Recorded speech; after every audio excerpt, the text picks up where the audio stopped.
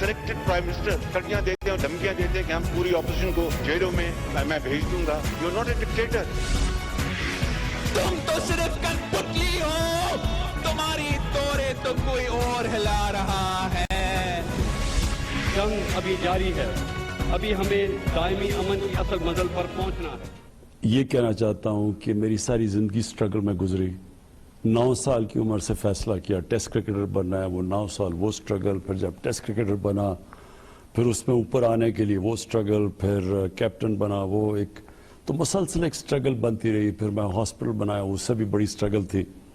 लेकिन पॉलिटिक्स बहुत ही बड़ी स्ट्रगल थी, क्योंकि एक 2 पार्टी सिस्टम में एक वो इंसान जिसको कोई पता ही नहीं था कि पाकिस्तान की पॉलिटिक्स क्या है, आउट सिस्टम के बाहर से वो आता है उस पार्टी में, फिर छोटी सी पार्टी शुरू होती है, फिर वो गिरती है, फिर खड़ी होती है, फिर 2 इलेक्शन में फिर तबाह होती है, फिर तीसरे इलेक्शन में बॉयकॉट। तो ये एक सारा मुसलसल जब आप एक स्ट्रगल करते हैं तो आपको स्ट्रगल करनी आ जाती है। सो आपको खौफ नहीं होता ऊंच नीच से। होता क्या है जी, जिनको स्ट्रगल नहीं आती, जब वो बुरा वक्त आता है ना तो लोग घबरा जाते कि क्या आपने कोशिश की। मैं कोशिश ये की है कि मुल्क को उस तरफ लगा दें, एक फलाई रियासत बनाने में। मतलब इसका क्या है, मदीना की रियासत में क्या हुआ था, मैं कामरान अपनी हमने फैसला किया सारी पाकिस्तान के स्कूलों के अंदर 8, 9 और 10 क्लासेस के अंदर हम सब लोगों को नबी सल्लल्लाहु अलैहि वसल्लम की ज़िंदगी, उनकी हिस्ट्री क्या थी, वो मदीना की रियासत, ताकि सबको पता हो ये मुल्क बना क्यों था। देखो ना, एक विजन थी इसकी, बड़ी बड़ी विजन थी। तो वो हुआ क्या था कि बादशाहत में क्या होता था कि सारा पैसा ताकत बादशाह और उसके ऊपर लोग, नीचे लोग गरीब रह जाते थे। जो दुनिया में जमहूरियत आई वो हुआ क्या कि क्योंकि लोगों से वोट लेनी थी, आहिस्ता आहिस्ता पैसा नीचे जाना शुरू हो गया अवाम के पास, अवाम उठनी शुरू हो गई। जो मदीना की रियासत थी वो एक बहुत यूनिक रियासत थी कि नबी सल्लल्लाहु अलैहि वसल्लम ने ये फैसला किया कि उनकी प्रायोरिटी नीचे से तबके को ऊपर उठानी थी। तो माजूरों, बेवाओं, गरीबों, यतीमों को एक स्टेट ने प्रायोरिटी बनाई, ये पहली दफ़ा थी। फिर जो ज़कात का कॉन्सेप्ट था कि पैसे वालों से पैसा लिया नीचे खर्च किया जाए, फिर राइट्स दिए गए, फिर रूल ऑफ लॉ, सब कानून के सामने एक बराबर है। ये बड़े ज़बरदस्त कॉन्सेप्ट्स थे। उसकी वजह से वो मॉडल था जिससे मुसलमान उठे, जो कि 1000 साल तक एक सिविलाइजेशन दुनिया में आया। तो हमने अगर ऊपर जाना है, जो इलामा इकबाल की भी अगर आप सारा फ़लसफ़ा पढ़े तो उस मॉडल के ऊपर वापस आपको जाना पड़ेगा। मतलब ये कि हमारी पॉलिसीज़ बननी चाहिए कि हमने कैसे अपने गरीब तबके को ऊपर उठाना है। पाकिस्तान में एलीट कैप्चर है, क्या है कि थोड़े से तबके के ऊपर सब कुछ है, उनकी मरात है, उनके पास सब कुछ है, टैक्स वो नहीं देते, सारे फायदे वो उठाते हैं, प्रॉफिटियरिंग है। जिस तरह शुगर जो सारा कार्टेल बना हुआ है वो कैसे हैं, वो थोड़े से लोग हैं, वो यानी जो शुगर रिपोर्ट में सब आया, इसी तरह हर जगह इस तरह सिस्टम क्या बना हुआ है कि अगर आपके पास पैसा है तो वो सिस्टम आप रिश्वत दे के सारे काम करवा सकते हैं। आप बड़े हैं, आप बड़े कंस्ट्रक्शन में हैं, अब आपके सामने दरवाजे खोले। जो छोटा कंस्ट्रक्शन में जो बिजनेस वाला जो करना चाहता है उसके लिए इतनी ज्यादा रुकावटें हैं कि वो बेचारा कर ही नहीं सकता, उसको पैसे देने पड़ते हैं टाइम। उसी तरह इंडस्ट्री में जो स्मॉल और मीडियम इंडस्ट्री है वो दबी हुई है, वो जो बैकबोन होनी चाहिए, क्योंकि उनके लिए इतनी ज्यादा रुकावटें हैं वो आगे नहीं जा सकते। तो कौन है जो बड़ा ताकतवर इंडस्ट्रियलिस्ट, उसके पास स्पीड बनी है, वो पैसे देके सारे काम करवा लेता है। तो मुल्क को अगर आज़ाद करना है, जो मदीना की रियासत में हमारे नबी सल्लल्लाहु अलैहि वसल्लम ने इंसानों को आज़ाद किया था, हुकूक दे के, इंसाफ दे के और फिर तवज्जो दे के उनकी तरफ, वो एक सिविलाइजेशन उठ गया था। उसी तरह मेरा जो विजन है पाकिस्तान का कि हम लोगों को इस तरफ लेके आए। हमारी जो सारी कोशिश ये है कि जो एलीट कैप्चर है पाकिस्तान का, इससे ख़त्म किया जाए। तो जो शोर मचता है सारा, वो जो सारा एलीट है, वो जो शोर मचाता है, जो उनको अगर आप नैब में बुलाते हैं तो 200 लोग लेके चले जाते हैं, उनको जब बुलाते हैं वो अदालत फैसला करती है तो वो कहते हैं मुझे क्यों निकाला। वो एलीट मानती नहीं है, वो समझती है उनकी प्रिविलेज पोजीशन है, उनको उनके लिए वो कानून से ऊपर है।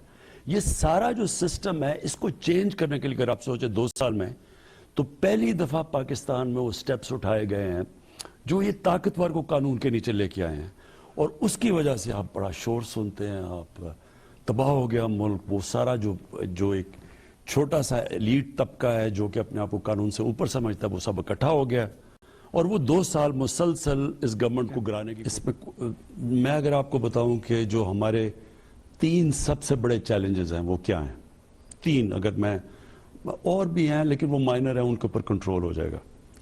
جو 3 سب سے بڑے چیلنج ہیں، نمبر 1 جو اتنے بڑے ہم نے خسارہ فار کرنٹ اکاؤنٹ ڈیفیسٹ، یعنی کہ جو ڈالر ملک میں آ رہے ہیں اور باہر جا رہے ہیں، $20 ارب کا خسارہ تھا. یہ سب سے بڑا چیلنج تھا کیونکہ اس کا ڈائریکٹ امپیکٹ پڑتا ہے کرنسی پہ. جب آپ کا اتنا بڑا خسارہ، یعنی ہم امپورٹ کر رہے تھے تقریباً $60 ارب کی اور ایکسپورٹ کر رہے ہیں $20 ارب کی، تو جب $40 ارب کا ٹریڈ ڈیفیسٹ ہو تو اس کا ڈائریکٹ امپیکٹ پڑتا ہے آپ کے روپے کے اوپر. تو کیونکہ ڈالر مہنگا ہو جاتا ہے، روپیہ گرتا ہے، روپے گرنے سے پھر سارا افیکٹ ہوتا ہے. بجلی افیکٹ ہوتی ہے، آپ کی گیس جو امپورٹ کرتے ہیں وہ مہنگی ہو جاتی ہے، اس کی وجہ سے مہنگائی آتی ہے، مہنگائی سے غریب آدمی پستا ہے، ساری امپورٹس. تو وہ سب سے بڑا ہمارا چیلنج وہ تھا. کانٹریکٹ سائن کیے ہوئے انہوں نے انرجی کے پچھلے 10-15 سال اور پچھلے 5 سال میں بھی. بجلی بنا رہے ہیں مہنگی اور بیچ رہے ہیں ہم سستی. جو سستی کا مطلب کہ ابھی بھی جو ہم بجلی بیچ رہے ہیں وہ دنیا میں مہنگی ترین بجلی ہے، لیکن جس ریٹ پہ بجلی بن رہی ہے، جنریٹ ہو رہی ہے، اس میں ابھی بھی خسارہ ہے. یعنی وہ زیادہ مہنگی ہے، بیچ رہے ہیں سستی. اب اس کا بجلی بڑھاتے ہیں تب مشکل، بجلی نہیں بڑھاتے ہیں گردشی قرضے جو آپ نے سیکولر ڈیٹ بڑھ جاتی ہے، ہم ادھر پھنسے ہوئے. اب اگر ہم بجلی بڑھاتے ہیں، سب سے بڑا نقصان ہماری انڈسٹری کو ہے. وہ مقابلہ ہی نہیں کر سکتی ہندوستان کی اور بنگلہ دیش کی انڈسٹری سے. ان کو ہمیں سبسڈی دینی پڑتی ہے، جب سبسڈی دیتے ہیں خسارہ بڑھ جاتا ہے. تو وہ وشس سرکل میں پھنسے ہوئے ریپڈلی کرنا ہے. 2 سال آلریڈی گزر گئے ہیں. جب تک اس کو حل نہیں کریں گے، جو آپ کا اکنامک فریڈم کا ویژن ہے، جو آپ کا ریاست مدینہ کا ویژن ہے، جب تک آپ کو یہاں سے ریلیف نہیں ملے گا تو وہ ساری چیزیں بعد میں آئیں گی. کیونکہ ابھی جو بھی آپ نے فرمایا یہ سارے کانسیپٹس ہیں، بالکل صحیح آپ نے فرمایا، میٹر آف فیکٹس ہے، مگر اب ریزولوشن چاہیے سر.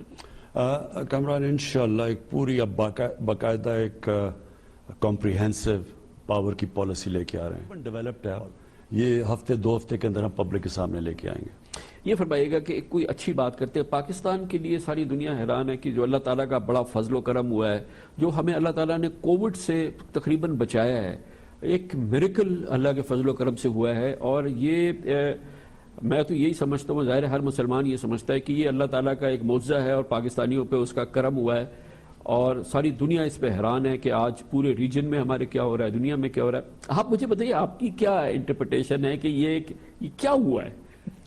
دیکھیے کامران، میرا تو ایک ایمان والا آدمی ہوں.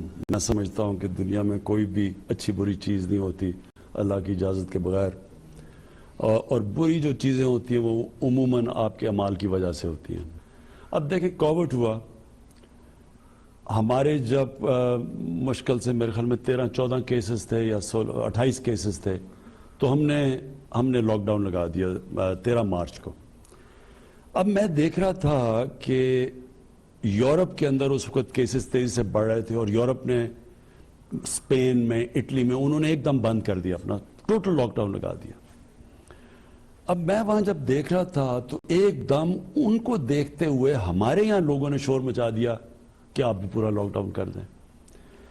میں پہلے دن سے میرا یہ تھا کہ میں لاک ڈاؤن تو کر دوں، تو بیچارہ ہمارا غریب آدمی کا کیا بنے گا، کیونکہ ہمارے تو یورپ والی کنڈیشنز نہیں ہیں. میں نے انٹرویوز بھی شروع میں دی اور مجھے بڑی اٹیک کیا گیا، تنقید کی گئی کہ اس کو سمجھ نہیں ہے، یہ تباہ کر رہا ہے ملک کو، اور یہ بھی. لیکن دیکھیں، جب تک ایک معاشرہ، اور میں یہ پھر مدینہ کی ریاست، کہ آپ کا مائنڈ سیٹ یہ ہونا چاہیے کہ پرائرٹی ہونی چاہیے کہ آپ کا کمزور غریب طبقہ وہ آپ کے سامنے ہونا چاہیے. اب ہندوستان نے نہیں کیا. نریندر مودی نے 4 گھنٹے کے ٹائم پہ، ہمارے سے بعد میں اس نے کیا، کرفیو لگا دیا. بیچارے لاکھوں لوگ سڑکوں کے اوپر، وہ بیچارے جو دیہڑی دار کام کرنے آئے ہوئے تھے شہروں میں، ٹرانسپورٹ بند کر دی، وہ بیچارے سڑکوں پہ جا رہے ہیں، کوئی مر بھی گئے. तबाह यानी हिंदुस्तान में वो किया जो मुझे कह रहे थे करने पे, तो उसने कर दिया, लेकिन उसके बाद वो गरीब लोग क्या करना था, वो लॉकडाउन हुआ ही नहीं। नतीजा ये है कि आज हिंदुस्तान में केसेस बढ़ रहे हैं, क्योंकि उसने जिस तरह का लॉकडाउन लगाया वो होना ही नहीं था, क्योंकि गरीबों का सोचा नहीं। पाकिस्तान के अंदर आज अल्लाह का करम है, और मेरे ख्याल में अल्लाह का खास करम इसलिए भी है कि उसने देखा कि हमने इनका सोचा अपने गरीब तबके का, हमने कंस्ट्रक्शन खोल दी। लेकिन सबसे कामयाब प्रोग्राम जो, और मैं दाद देता हूँ अपनी सानिया निश्तर को, कि जिस तरह का हमारा एहसास का प्रोग्राम था, जितनी जल्दी से हम ग्राउंड पे लेके आए, जिस तरह हमने गरीबों को कैश हैंड आउट दिए, कोई फिक्र नहीं की कि वो हमारा है या दूसरी पार्टी का या किसका है। सिंध में 32% सारे पाकिस्तान का जो कैश एहसास प्रोग्राम था, सिंध में 32% दिया, क्योंकि हमने देखा जिधर नीड है, जिधर बेसिक्स, और अल्लाह का करम है कि ऊपर वाले ने गरीबों की दुआएं सुनता है। और हमें देख लें आज अल्लाह का करम, हमारे कंपेयर कर लें इंडिया को, ईरान देख लें, ईरान में हमारे से ज़्यादा केसेस हैं, और पाकिस्तान आज बिल गेट्स मेरे से पूछता है कि आपका ये हम स्टडी करना चाहते हैं, आपका क्या जवाब देते हैं? मैंने कहा बिल्कुल स्टडी कर लो, लेकिन मैंने ये ज़रूर उसे कहा कि मैंने कहा हमारा जो स्मार्ट लॉकडाउन था, हमने अपने निचले तबके को बचाया। मैं वो अब रिपोर्ट्स पढ़ रहा हूँ कि हिंदुस्तान में जो सबसे ज़्यादा लॉकडाउन से नुकसान हुआ है वो उनके निचला 35% जो आवाम थी, वो सबसे ज़्यादा। तमाम टॉप लीडरशिप का फेवरेट बिजनेस शुगर का है। आपने एक्शन लिया, उसका नतीजा ये निकला कि आज एक आम आदमी को इससे मतलब नहीं है कि आपने एक्शन ले लिया। शुगर उसने हो गई है आज कराची में 110 रुपए किलो, और वीट जो है वो भी अब 55-60 रुपए किलो हो गया है। गोया कि एक तरह से ये मिलर्स हैं या जो भी सिस्टम है वो हिट बैक कर रहा है कि आपने हमारे खिलाफ एक्शन किया, ये 70 रुपए की थी, 75 रुपए किलो थी, 80 रुपए थी, हमने 110 कर दिया। और एक तरह से ये ओपन वॉर है, गवर्नमेंट पे भी है, गरीबों के साथ भी है। जो बेचारा 100 रुपए, 10 रुपए, 110 रुपए की चीनी उसने 1-2 चमचे मिला के चीनी पीनी है, मगर आपकी हुकूमत क्या कर रही है? ये बहुत मुश्किल मामला है। कामरान देखिए, मैं आपको फिर से मैं शुरू में बताता हूँ कि ये सारी चीज़ एक एलीट कैप्चर, यानी जो एलीट है वो एक तो नफ़ा बनाना होता है, वो बड़ी अच्छी चीज़ है। आप जब बिजनेसेस को नफ़ा बनाने देते हैं तो वो मुल्क आगे बढ़ता है, क्योंकि और लोग बिजनेस करते हैं। लेकिन एक है प्रॉफिटियरिंग, ये जो आप होर्ड करते हैं, आप जान के आर्टिफिशियली कीमतें ऊपर करते हैं और फिर प्रॉफिटियरिंग करते हैं, बड़ा पैसा बनाते हैं, ये जुल्म होता है माशरे पे। अब ये करता कौन है? ये इसमें मुल्क में कार्टेल्स बने हुए हैं, हर जगह पे लोग बैठे हुए हैं जो कि आर्टिफिशियली बैठ के कीमत उसके ऊपर करते हैं। उनको जब आप क्योंकि उन्होंने बनाया होता है, एक यूनियन बनाई होती है, जब आप उनको कहते हैं कुछ तो फिर यानी आपको धमकी देते हैं। एक बहुत इंपॉर्टेंट इशू है कि जब आपने 2018 का इलेक्शन जीता तो आपको और आपकी पार्टी को बहुत वोट मिला। एक नया एरिया जो आपको जिसपे कॉन्फिडेंस आया वो पाकिस्तान का सबसे बड़ा शहर कराची था, जो कि मुल्क की इकनॉमिक हब भी है। और उसने कहा कि जी हमने अल्ताफ हुसैन को वोट नहीं देना, हमने इमरान खान को वोट देना है, हमने आरिफ अलवी को वोट देना है। आपकी पार्टी को वोट दिया, 14 MNA, 25-26 MPs, जबरदस्त और बड़ी होप से, क्योंकि लोग वहाँ बहुत ज्यादा कंप्लीटली एक तरह से डिसएनफ्रेंचाइज्ड हैं। कोई बेसिक काम नहीं होता, पीने का पानी खरीद के पीते हैं। इतना बड़ा शहर है, एक बस नहीं चल रही है, रोड्स का आपको हाल पता है, आधी रोड्स नहीं है पूरे शहर में, कहीं आपको स्ट्रीट लाइट्स जलती नजर नहीं आएंगी। अनबिलीवेबल डिस्पेयर है, डिस्पोंडेंसी है। उन्होंने कहा कि इमरान खान जो है हमारे मसले का हल करेगा। पीपल्स पार्टी को वोट देते नहीं है कराची वाले। आज 2 साल हो गए हैं, उससे बुरा हाल है।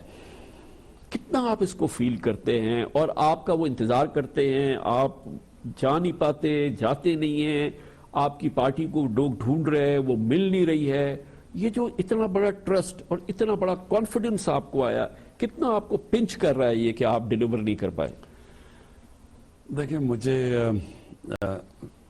बहुत तकलीफ है, क्योंकि जब मैं कराची को देखता हूँ, खैर हम तो अब नहीं कराची को देख रहे हैं, मैं तो 50 साल से कराची को देख रहा हूँ। तो ये वो शहर था जो मैं बिलीव करता था कि 80 की दिहाई में ये अगर वो उस वक्त वो सियासत ना होती लसानियत की, और वो जो वायलेंस हुआ है कराची के अंदर, جو الطاف حسین لے کے آئے ہیں وہ نہ ہوتا، میں سمجھتا ہوں دبئی آدھا ہونا تھا جو کراچی بننا تھا. کیونکہ کراچی میں تو ایک ایسا شہر تھا، رات کے 2 بجے 3 بجے نکلو، وہ تو واقعی روشنیاں کا شہر تھا، اور وہاں تو یعنی وہ ایک وائبرنٹ سٹی تھی. تو وہ جو تباہی مچی پہلے تو اس کی وجہ سے وہ جو گن کلچر آیا، اور وہ جو تباہی الطاف حسین کے وہ جو دور تھا، نفرتیں پھیلا کے. ایک نان لیڈر کی نشانی ہوتی ہے کہ وہ تقسیم کرتا ہے معاشرے کو، جو نریندر موڈی نے کیا ہے، ہندوتا کر کے تو انڈیا کو تقسیم کر دیا. لیڈر تو یونائٹ کرتا ہے. تو نہ تو صرف نقصان ہوا کراچی کے لوگوں کو، پاکستان کو بہت نقصان ہوا، کیونکہ کراچی پاکستان کا اکنامک انجن ہے. کراچی ڈرائیو کرتا ہے پاکستان کی گروتھ ریٹ. کراچی میں سب سے زیادہ بزنسز، انٹرپرنر، وائبرنسی اس کے، یعنی اتنی مشکلات کے باوجود بھی کراچی میں بزنس ہب ہے پاکستان کا. سو ہوا کراچی کا آپ سب جانتے ہیں. پرابلم یہ ہوا کہ ووٹ آتی ہے جو سندھ کی پارٹی ہے ووٹ لیتی ہے انٹیریئر سے، تو ان کا انٹرسٹ ادھر چلا جاتا ہے. اور کراچی جو کہ پورا ایک آلموسٹ اربن سندھ پورا اگر آپ دیکھیں تو حیدرآباد بھی ہے اور بھی، لیکن کراچی تو انجن ہے نا جی. میں صرف بات کر رہا ہوں کہ ہے تو سارے اربن، لیکن سو کراچی کا جو ہوا یہ ہے کہ ایک وہ سسٹم نہیں لے کے آئے، جو میں بار بار کہتا ہوں، جو اب ہم لوکل گورنمنٹ سسٹم لے کے آئے پنجاب میں اور پختونخوا میں، کہ شہروں کا ایک اپنا، جس طرح ساری دنیا میں میئر ہوتا ہے، لنڈن کا ڈائریکٹ الیکشن سے، نیو یارک کا میئر، یہ پیرس کا میئر، یہ بڑے شہروں کا اپنا سیٹ اپ ہوتا ہے، اپنا میئر ہوتا ہے، اپنے ایکسپرٹس، اپنے منسٹرز ہوتے ہیں. وہ پھر وہ شہر کی ساری رسپانسبلٹی، ان کی اپنا بجٹ ہوتا ہے، اپنا پیسہ اکٹھا کرتے ہیں. اب تہران ہے، آپ تہران کو دیکھ لیں، سینکشنز کے باوجود آپ حیران ہو جائیں گے کہ وہ کیسا ماڈرن شہر بنا ہوا ہے. کیونکہ تہران کا اپنا میئر ہے، $500 ملین تہران اکٹھا کرتا ہے. یہاں تو نہیں ہے نا، یہاں تو جو میئر ہے یا لوکل سسٹم ہے وہ تو ختم کیا گیا ہے نا. اس کو تو لوکل گورنمنٹ ایکٹ کو بدل کے جو ڈیوالو چیزیں تھی وہ بھی سینٹرلائز کر دی گئی ہیں. اور یہ سب کچھ آپ کی واچ میں ہو رہا ہے. آپ وہاں کے ریپریزنٹیٹیو ہیں، آپ وہاں کے آپ کو لوگوں نے ووٹ دیا ہے، آپ پرائم منسٹر بھی ہیں، آپ کے پاس فیصلہ بھی ہے. آپ نے جتنی باتیں کی ہیں، سارے کانسیپٹ کی بات کی، آپ نے ماضی کی بات کی ہے. آج جو عوام کا دکھ ہے، کامران دیکھیں، میں تو صرف کانسیپٹ آپ کو بتا رہا ہوں، اور وہ ہم کر رہے ہیں. میں نے عدالت سپریم کورٹ میں گیا ہوں، میں نے کیس کیا ہوا ہے کہ کراچی میں ایک لوکل گورنمنٹ، سندھ میں لوکل گورنمنٹ سسٹم آنا چاہیے. اور لوکل گورنمنٹ سسٹم ایک کانسٹیٹیوشنل رائٹ ہے. تو وہ جب تک دیکھیں نا، پہلے تو یہ سوچو کہ کراچی میں کیا کر سکتا ہوں میں، کیونکہ گورنمنٹ تو سندھ کی ہے، بجٹ تو ان کے پاس جاتا ہے، پیسے تو سینٹر اٹھا کے فیڈریشن جو ہے وہ صوبے کے حصے دے دیتی ہے. اب اس کو کیسے ٹھیک کرنا ہے؟ جب تک ایک لوکل گورنمنٹ سسٹم، یعنی کراچی کو میٹروپولیٹن سٹی بنا کے، جو ساری دنیا میں کوئی نئی بات نہیں کر رہا، جو ہم لاہور کا کرنا چاہتے ہیں، پشاور، ان سارے شہروں کا، اسی طرح ایک میٹروپولیٹن سسٹم بننا چاہیے. اس کی اپنی کلیکشن ہونی چاہیے پیسے کی، جو کراچی کے اوپر خرچ ہو. کیونکہ آپ پی ایس ڈی پی سے کراچی کو، اتنے بڑے شہر کو ٹھیک نہیں کر سکتے. پہلے تو وہ میں عدالت میں گیا ہوں، اور ہمارا کیس ہے، اور انشاءاللہ ہم لڑ رہے ہیں اس لوکل گورنمنٹ کے لیے. لیکن دیکھیں، یہ جو ابھی آپ نے بات کی، اب یہ ہم کر رہے ہیں. ہم نے پہلے تو وہ جب بارشیں آئیں تو میں نے پھر این ڈی ایم کو کہا کہ وہاں جا کے کم از کم پوری، وہاں جس طرح کے کنڈیشنز تھی کراچی میں، اور پھر ظاہر ہے ان کو پیپلز پارٹی گورنمنٹ کو ان کے ساتھ مل کے ہی کرنا تھا. اور بھی ابھی ہم اس کے بعد ابھی میں پلان کر کے آ رہا ہوں کہ اور ہم نے سندھ کے اندر، کراچی کے اندر کیسے پیسے خرچ کرنے ہیں، کیونکہ بہت برے حالات ہیں کراچی کے. لیکن دیکھیں، انفارچونیٹلی جب تک آپ 18th امینڈمنٹ میں رائٹس دیتے ہیں آپ صوبے کو، اور ان کو جتنی بھی رائٹس دے چکے ہیں، سینٹر جب تک صوبہ نہ چاہے، مثلا میں پنجاب میں انٹرفیئر کرتا ہوں، کے پی میں، لیکن ہماری گورنمنٹس ہے. لیکن اگر صوبہ اجازت نہیں آپ کو دیتا، وہ کہیں گے جی وہ شور مچا دیتے ہیں کہ آپ کے رائٹس لے رہے ہیں، آپ کو انٹرفیئر کر رہے ہیں. لیکن عوام تو انتظار کب تک کرے گی پرائم منسٹر صاحب؟ دیکھیں، انہوں نے ٹرائی کر لیا، آپ کو بھی ووٹ دے دیا. صوبہ نے جو کیا ہے، 12 سال سے پیپلز پارٹی کی حکومت ہے. ایک پبلک بس نہیں ہے سر اس شہر کے اندر، ایک پبلک بس نہیں. آدھا شہر پانی خرید کے پیتا ہے. سڑکیں نام کی چیز نہیں ہے. میں پھر کہہ رہا ہوں، پورے شہر میں آپ ڈرائیو کریں، گن لیں گے کتنی اسٹریٹ لائٹس جل رہی ہیں. یہ وہ شہر ہے جو کہ اس پروونس میں 95% کنٹریبیوٹ کرتا ہے اس کے ٹیکسز میں. آپ کے مرکز میں 50% کنٹریبیوٹ کرتا ہے. آپ ہیلپ لیس ہیں. وہاں کی یہ سچویشن ہے. یہ پاکستان کا ہب ہے, اکنامک ہب ہے. آفٹر آل یہ فلسفی سے, اور نہ جانے کب اس کا حل ہوگا. تقریباً 2 سال تو آپ کی حکومت کو بھی ہو گئے سر. کامران, میں صرف آپ کو پھر سے یہ کہنا چاہتا ہوں کہ ہم نے جو اس طرح اس سچویشن میں بیٹھ کے جدھر کہ گورنمنٹ کسی اور پارٹی کی ہے, جو بھی ہم کر سکتے ہیں وہ اب ہم کرنے والے ہیں. مینڈیٹ کے ساتھ تو آئی تھی, اس مشن کے ساتھ تو آئی تھی, اور آپ بڑے چیزیں لائے کہ جی کہ ہم یہ کریں گے. بٹ ایون ٹوڈے, ابھی میں نے دیکھا پاک سٹیل میں تھوڑی سی سٹارٹ کچھ کیا ہے, کچھ گولڈن ہینڈ شیک وغیرہ ہوا ہے, مگر سٹل اٹس کمپلیٹلی ایک بہت ہی مس مینجڈ, اور وہ پکچر نظر آتی ہے جس میں کہ آپ ناکام ہوئے ہیں. یہ بھی اور اسٹیٹ اون انٹرپرائزز کو بھی ٹھیک کرنے میں, اور یہ دونوں ایک دوسرے سے جڑے ہوئے ہیں. اس کی کیا وجہ ہے؟ یہ بالکل آپ ٹھیک کہتے ہیں, یہ اتنا آسان, یہ بڑا کمپلیکس ایشو ہے. دیکھیں, اسٹیٹ اونڈ انٹرپرائزز جو ہیں ان کو آپ پرائیویٹائزیشن کرتے ہیں تو کم از کم کوئی خریدنے والے ہونے چاہیے. تو آج کل کے جب سے ہم آئے ہیں اور اکنامک سچویشن برا تھا, دیکھیں جب ملک کی اکانومی پک کرنا شروع کرتی ہے تو آپ کے لیے پرائیویٹائز بھی کرنا آسان ہو جاتا ہے, کیونکہ لوگوں کو نظر آ رہا ہوتا ہے کہ اگر میں یہ پرائیویٹائز کروں گا تو میرا پیسہ تو بنے گا. جب اکانومی گری ہوئی ہوتی ہے تو پرائیویٹائزیشن تو ایک سب سے پہلے چیز ہوتی ہے کہ لوگ پیچھے ہٹ جاتے ہیں. پھر شروع میں تو ہمارے روپے پہ اتنا پریشر تھا تو لوگوں کو یہ اسپیکولیشن تھی کہ روپے پتہ نہیں کدھر چلا جائے گا, تو جب روپیہ گرے گا تو لوگ انویسٹ نہیں کرتے ملک کے اندر, کیونکہ وہ ڈالر میں پیسے رکھ لیں, ان کو کیا ضرورت ہے کہ کنورٹ کریں. سو ایک تو وہ ایک مشکل فیز کے اندر میں مانتا ہوں کہ پرائیویٹائزیشن کے اندر ہم سلو ہوتے. جس طرح گورنمنٹ کارپوریشنز ہیں, دیکھیں سب سے بڑا نقصان جو کامران ہوا ہے نا, میں 2 چیلنجز, ایک انرجی, ایک جو ہمارے پہ قرضے چڑھے ہوئے ہیں, اور جو تیسرا چیلنج میں نے آپ کو بات نہیں کی وہ پینشنز ہیں. پاکستان ڈوب رہا ہے پینشنز کے نیچے. انہوں نے گورنمنٹ کارپوریشنز کے اندر اتنے لوگ بھرتی کر دیے ہیں, سیاسی بھرتیاں اتنی زیادہ کر دی ہیں. آپ صرف پی ٹی وی لے لیں, اور تو چلیں چھوڑیں نا, پی ٹی وی کا اس وقت 14 ارب روپیہ صرف پینشنز دینی ہے.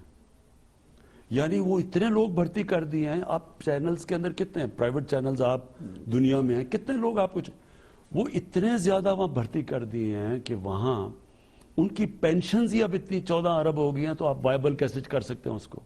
اسی طرح آپ ریلویز دیکھ لیں, وہاں جس طرح بھرے ہوئے ہیں. پی آئی اے کے اندر اوور سٹافنگ دیکھ لیں, ان دونوں کے دور میں لوگ ان کی پینشنز آپ دیکھ لیں. تو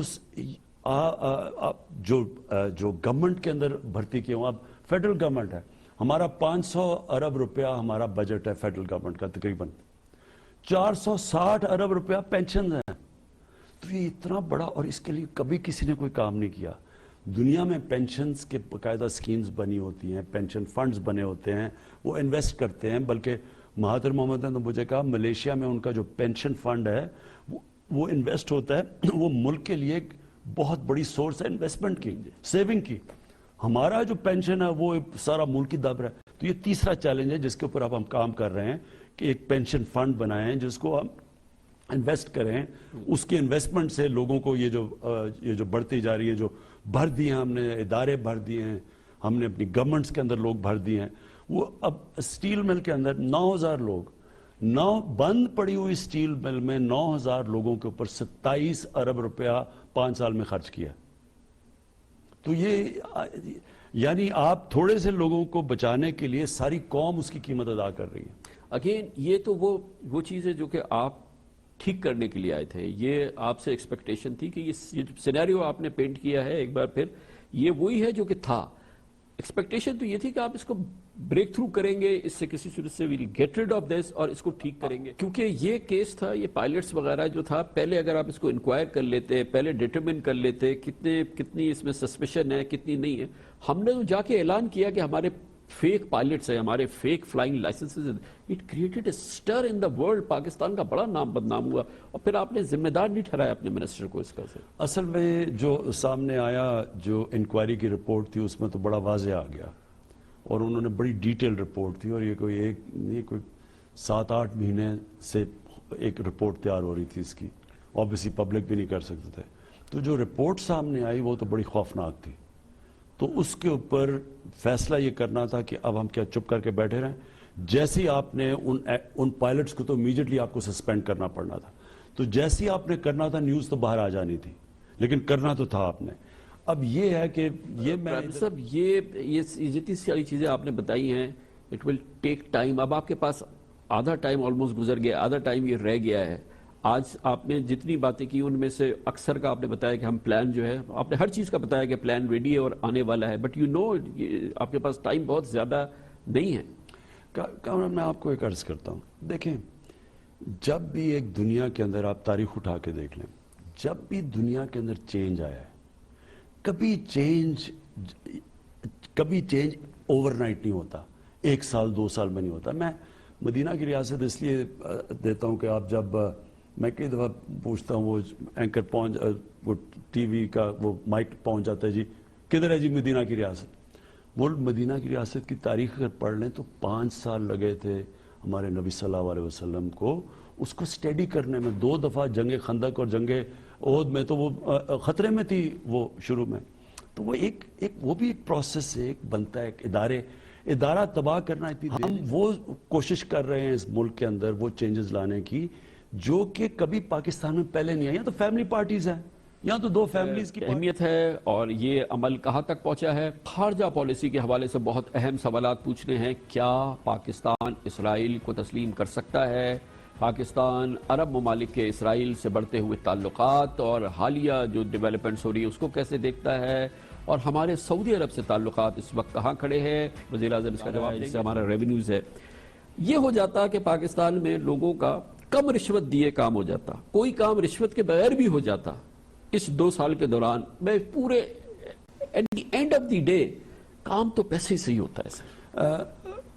بدقسمتی سے کامران ہر جگہ پہ اس وقت یہ ہم ایکسپیکٹ کریں کہ سارا سسٹم ٹھیک ہو جائے, تھانوں بھی ٹھیک ہو جائیں, یہ FPR ادارے PI.